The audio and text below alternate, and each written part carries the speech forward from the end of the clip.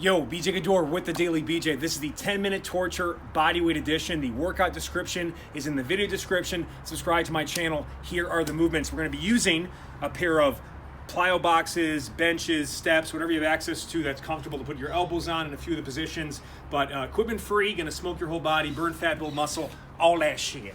So we're going to start. Let me show you the three unique. These are three separate movements, but they have unique aspects to them.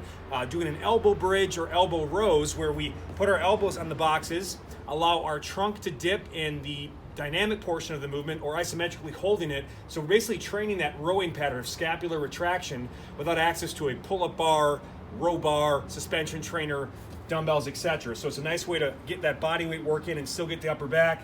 So we're going to get like this. The first one is just a elbow bridge march. So we're all training legs while keeping the straight line from the hips through the head, tucking the knee to the chest, opening up the hip flexors, activating the glutes, and smoking the upper back.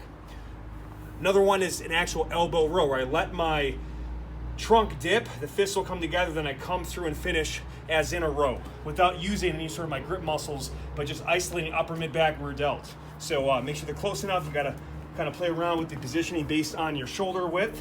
So I'm gonna get up, lower and control, bring back. So the only motion is through at the level of the shoulder. I'm not dipping my hips. Squeeze it out. Try to crack a nut between those shoulder blades. And then the final one is another elbow bridge with a glute ham walkout to smoke the glutes and the hams. So I'm gonna get up, bridge, hold that position, and just a couple inches at a time, walk out to a fully extended leg position, and then I walk it back into that position. So those are the three options that are smoking the entire backside that we'll do in this workout. Another great one, in and out push-ups. So what we're gonna do here is do an extended push-up, and then I jump my feet out, bring it right back, okay? This is made easier by elevating higher. So if you can't do this because your legs are too long or you're not fit enough yet or whatever, just elevate to make it more accessible. So I get positioned, I'm gonna do my push-up,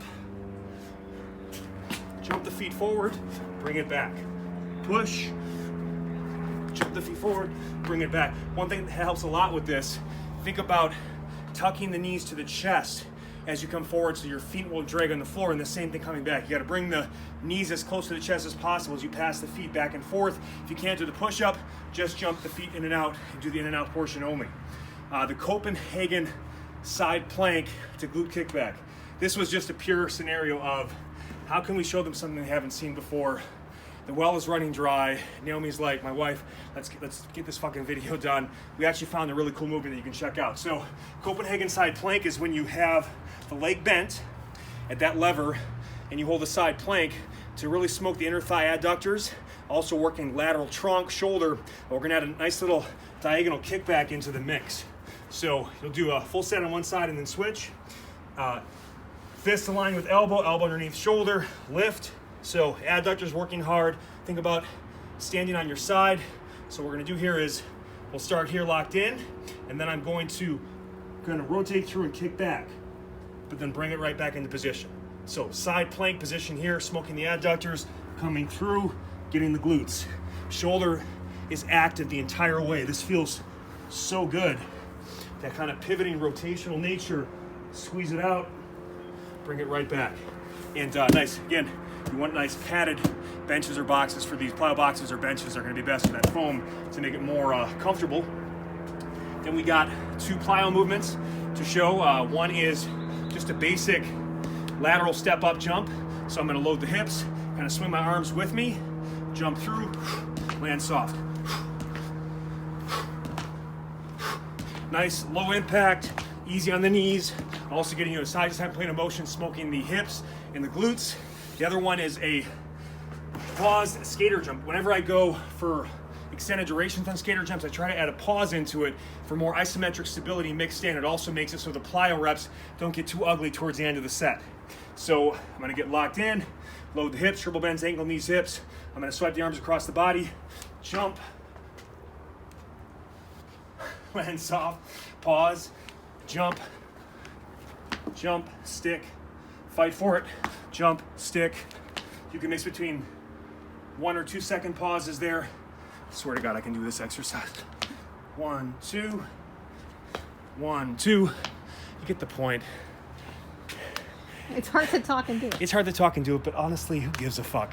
You got the idea. And then we're gonna go with the final movement is the extended split squat. You are finding a fitness man at his limits. So we get locked in. We made the mistake of shooting too many videos today.